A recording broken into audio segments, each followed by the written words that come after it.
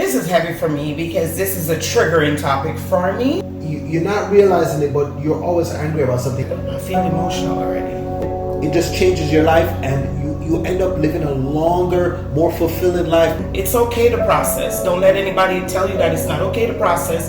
It's not okay to just take a step back, because that is you going into self-preservation mode. So take a step back, and it's okay, and then move on.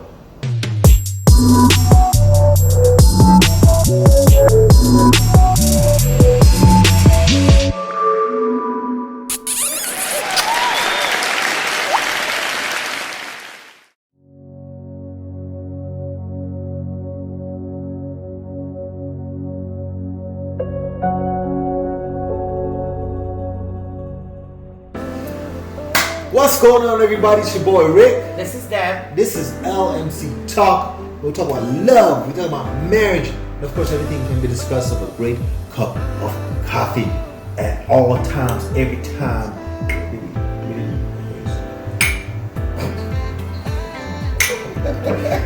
All right, so you already know, guys, if this is your first time with us, just go ahead and like, share, subscribe. Make sure you click that notification button to know that when we're coming out with more videos. So with that said, we're going to jump into our topic and everything else, but we're going to first start off with our tidbit of the day, like we always say. Woo! Why are you all? Well, this is heavy for me because this is a triggering topic for me, but we're going to try to get through this time, okay? All right. Most people enter marriage with unrealistic expectations that their partner will restore wholeness. They have a faint memory of their childhood and attempt to recreate it. Truthfully, even in families where parents did their best to nurture their children and maintain stability, there's a myriad of opportunities for things to go wrong. We develop defenses against the inadequacies of our childhoods, over which we have no control, and we drag them along with us wherever we go, whomever we're with. These are coping mechanisms which, through repetition, harden into character defenses that continue through life to obey the original mandate to ensure our survival. They are the only way we know to protect us in what we perceive as threatening situations. I'll start there. I have a few more. Wow. So our topic is, can childhood trauma affect your marriage? Wow, yeah, that's pretty deep. But right off the bat, though, I would say it can, and it's not just relationships. It can affect your whole life. From when whatever trauma happened, it could affect from that time frame going all the way up to your 50s, 60s. It doesn't even matter.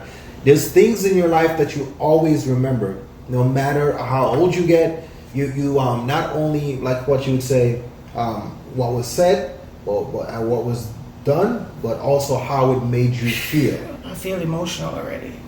Yeah, so because your childhood is so important, and this is one of the reasons why I know that you pay so much attention to the kids right now, because I had an okay childhood myself here, but I know you had some struggles when you go. Mine was fine. I mean, the normal stuff, and I grew up in Jamaica.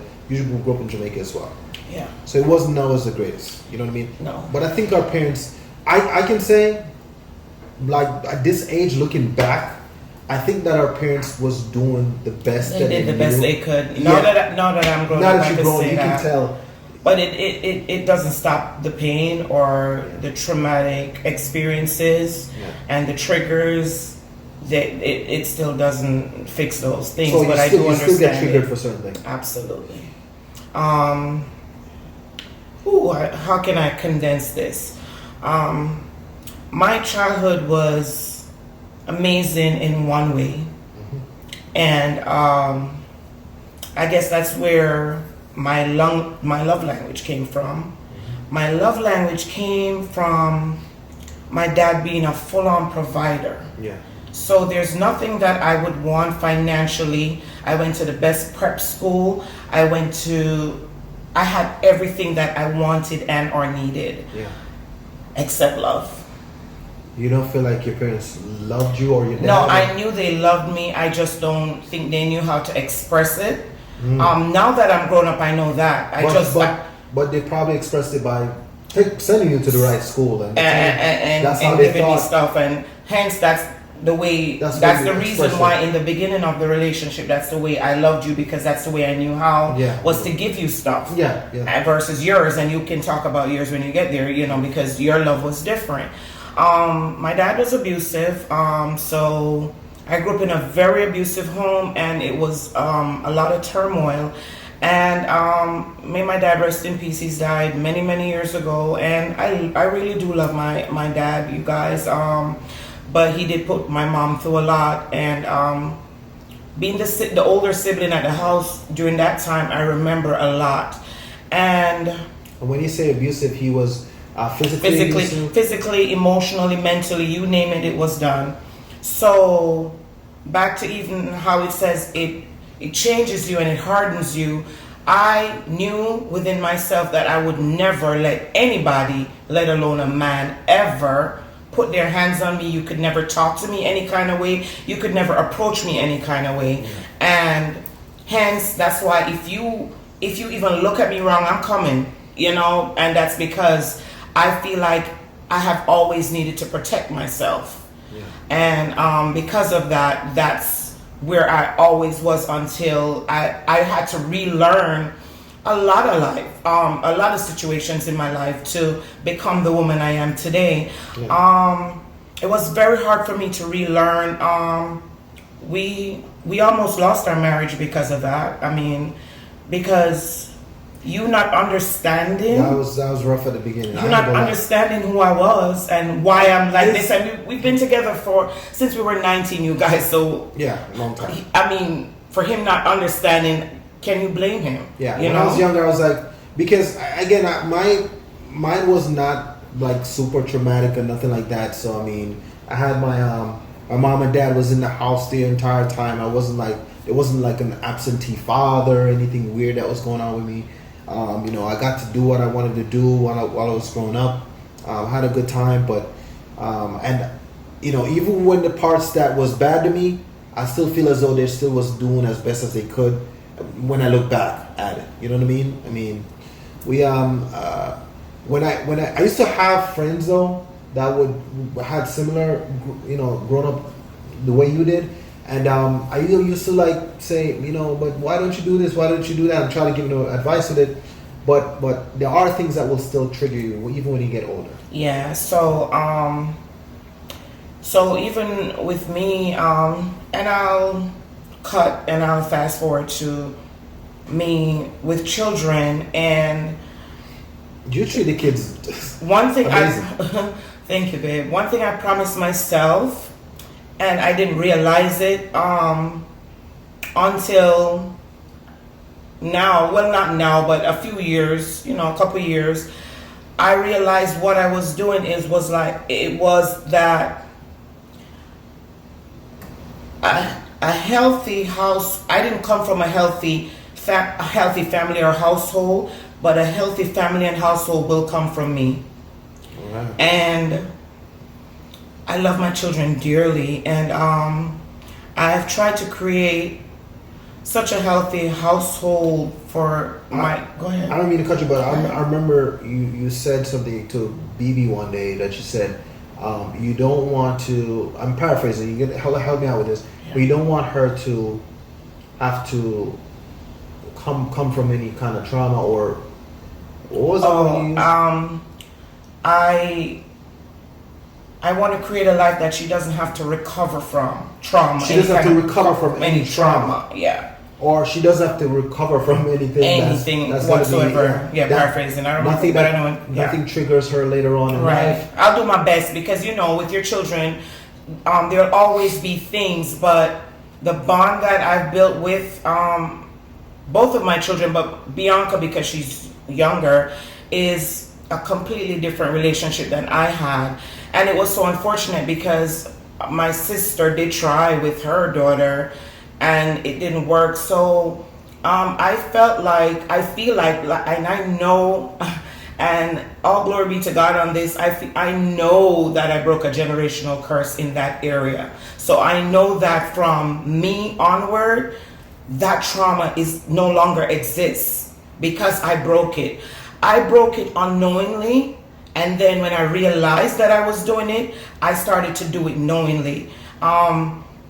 It's a conscientious thing for me. It's important for me, for my children to be happy. It's for my children to feel safe. It's for my children to be able to go to their father, to go to their mom. It's important for me for them to see us happy. It's also important for me, for them to see how we problem solve. Yeah. So we don't necessarily hide every disagreement, because it's no perfection here. You said we don't necessarily hide every disagreement, because I want them to know that we know how to problem solve together. So they'll see a disagreement, but they'll also see us work it out. The next day, mommy and daddy still laughing. So it's not necessarily that we hide everything, because so our household to them looks perfect, but they feel safe. Yeah, that's most important to me, that my children feel safe in every way that we possibly can. So I know my parents did the best they can, even through all the traumatic things I've been through. I know my parents did their best, but it's triggering. Very triggering. Yeah, and that's the thing too. When you think about it, sometimes you'll see you're in a relationship later on, and you wonder, you're like, why am I always mad? Like you at some particular point, you will realize about yourself, because you'll be like, say you go through a couple different relationships, and you're all of a sudden someone says something to you, and says you're not realizing it, but you're always angry about something, and you're like, I'm not always angry, why you keep saying that about me? And then eventually down the road, you think, you sit one day, you're thinking about it, you're like, why do I feel this anger, like I just want to fight? Mm-hmm. And you're like, where is this coming from? It could be something that's way back in your past that you don't even know. It could be that your mom or your dad had to fight all the time. Maybe you were in an environment where your brothers used to fight, or it could be things that's in the back of your mind that is just coming to the forefront, and you don't even realize that that's happening. Yeah. And then there could be words and things that happen that will trigger you, and you don't even realize that it's a trigger until way in life. Way further in life. Because it took me a long time to figure out what this trigger was, because I would fight for everything, but I didn't realize until I had to dig deeper into myself, and by reading books and different things, I started to, and watching different podcasts, I started to understand who I am and why I was the way I am and why I don't want to be this way. So, funny enough, I will walk away now from an argument, or I'll just completely shut down. My defense mechanism is to just shut down and say nothing, because that wasn't always the case. That was not always the case, but now I know that I have to do that in order to reset to a place of understanding, because if it triggers me, then I shoot. I have to learn how to just shut down, process before I have a conversation. More than likely, if I don't, that conversation will not be a healthy one. Yeah. Wow. So this is a pretty deep topic, to be completely honest, and I see a lot of relationships where the slightest things, okay, it could be as little as this as well, okay? It could be as little as someone saying no to you. You don't really realize even the smallest things. Like if you were in your childhood, and every time you asked for something, because you had 8 different siblings and your mom and dad was doing the best that they could, and every time you asked for something in a supermarket, and for your toys for Christmas, you gotta know, or you gotta, we'll do that for you next year, or you keep getting these no's when you were a child, and you don't realize that when you got older, the relationship that you were in, if that guy or that woman tells you no, you feel like you want to leave them, and you're like, why am I so mad that this person is telling me no, that I can't? Yes, I can. We're gonna. You want those yeses all the time, and you don't realize that. Why am I so obsessed with this yes answer? And anybody that tells me no, I have a problem with authority. I don't want anybody to tell me anything. Yeah. And you're mad. That's triggering for you when you get mad when that happens. Yeah. Just the word no. That's the word, no. And you're not realizing that this is something traumatic probably happened. You got to dig deeper, yeah. Yeah, and this is the reason why I think people should go to therapy if they can. I haven't really been to therapy, to be completely honest, but I've spoken to pastors before and about our relationship when we were starting out, but nothing recently. But what we're gonna probably end up doing on Love Marriage Coffee is have a therapist on this show. All right, we're gonna have them at some point come in and just talk about traumatic stuff and stuff of people's childhood and just talk in general, and maybe we'll even do a live or something like that with it as well. But we're definitely gonna do that for sure. So, did you have another? You had another thing that was in there? No. If I would have to say anything about this topic, you guys, I want to say, be patient with each other. Be patient with your spouse. Troubleshoot with your spouse. Troubleshoot their feelings. And be patient because you don't know where that's coming from. You don't know where it's coming from, and you don't know that there is a beautiful flower that's waiting to bloom, and that they're just so confused underneath all the rubble of everything that they've been through. It's like you have to help pull them up through that rubble, and if you pull them through that rubble, there is such a beautiful flower. They call it like a rose that grew from concrete. It's troubleshoot. Don't just walk away because things are not going right, because none of us are perfect. And if you can help your spouse, because you must have loved them to marry them in the first place. So if you love your spouse in any way, shape, or form, just know, if you were to walk away, just know that you did the best you could in every aspect. Meaning you went to counseling, you sat with them, you talked, you troubleshooted issues, you tried to understand where they're coming from, and that could help them so much, just to know that somebody else is showing them something different. I literally told my wife to, because I was like, listen, as good or as bad as things are, there were parts of my life that wasn't great either. Right. And and I said to her,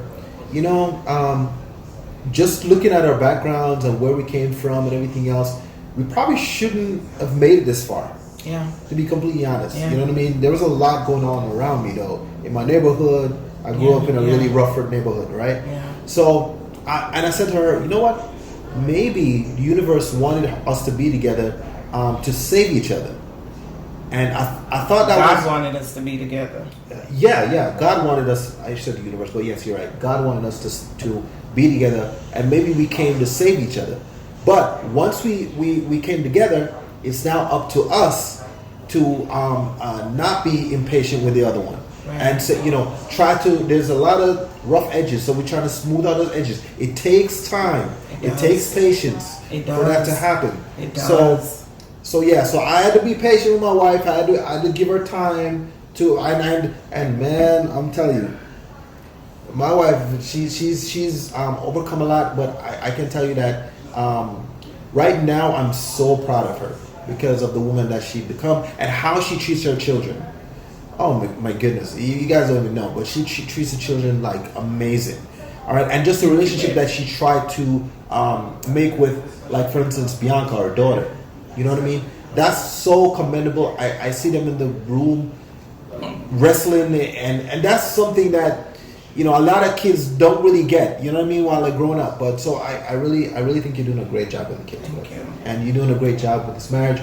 So the moral of the story to me, to be honest, is that everybody's going to go through traumatic experiences somewhere or the next. It doesn't necessarily always going to be in your childhood. It could be in your teenage years. Yeah. Could be something that happened. Yeah. Could be something that happened at school that you never got over. You got embarrassed somehow, and you molestation. Could be molestation, and you brought that out into the real world, and now you don't know how to handle certain situations, or when you get triggered, you totally blank out, and you stop being conscious of what you're actually doing.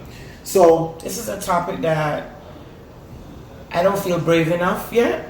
So I'm not ashamed to say that, but we can and we will dig a little deeper into this Maybe topic. With a therapist. Maybe with a therapist, because there's a lot more to this topic, and I know that we have not touched on some of the experiences that other people has had. I just touched on my experience, and it's commendable for marriages. It's hard, so guys, keep sticking it out. Yeah. Keep fighting for each other. Maybe keep they're fighting going to for save your that marriage. person. Yeah. Yeah. And vice versa. They Vice probably versa. came in your life to save you. Yeah. Maybe you would have been in jail somewhere or Yeah. gotten on a different road or path. And that yeah. woman, even though you feel like, oh, this woman is so annoying at times or whatever, you never know. Maybe she changed your trajectory and now you guys have a kid or children, whatever the case may be. And then it just changes your life and you end up living a longer, more fulfilling life because of that path that you took. So never take it for granted. Never take it for granted. And the question just came up to me. So, okay, you said when you're triggered, what do you do when you're triggered? Even if because when triggers come, it doesn't necessarily come from the place of what happened. So if a friend even says something that feels relatable to what happened to me in my childhood, I'll be triggered. So it doesn't necessarily have to come in the same aspect. So I always tell whoever asks me these questions, I feel like you should stay around people that are light. You should be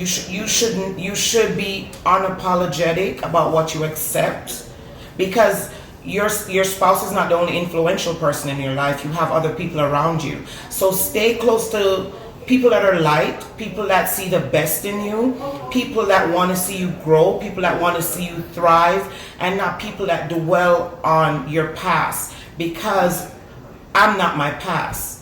It's a part of me and it will always be, and I can say I'm proud of it because it's made me the woman I am, but I am not my past. So stay around people that want to elevate you and see that you are not where you came from. And when you go through traumatic things or you are triggered, take some time out and just sit down and process. And then it's okay to process. Don't let anybody tell you that it's not okay to process. It's not okay to just take a step back, because that is you going into self-preservation mode. So take a step back and it's okay, and then move on. And don't give up. Don't give up. Don't commit suicide. Don't do any of that. Life is so big and bright and promising. You never know what God has in store for you. Just keep going. Swim. Swimming was Dora spinning. Just keep swimming. Just keep swimming. Because that's what That's good what you said about the things changing. Because some kids that's even in high school think that this is their whole entire life. Yes. Something happens and they feel as though there's no way I will come back from this. My God, yes. And it ends up being that person, ends up being turned out to be something great. Mm-hmm. And the person that even caused the trauma, their life ended up not being as great as you thought they were in high school. That's true. So just keep swimming. Just keep So swimming. we're gonna finish it off on that. Thank you so much, guys, for joining us this week. Again, if this is your first time, just go ahead and like, subscribe. Make sure you hit the notification button so you know when we actually have a new video that comes out. Again, this is Love Marriage Coffee. This is Rick and Deb, and we thank you so much for joining us. Just keep swimming. Keep swimming. When life gets you down, you know what you gotta do? I don't want to know what you got to do. Just keep swimming. Just keep swimming.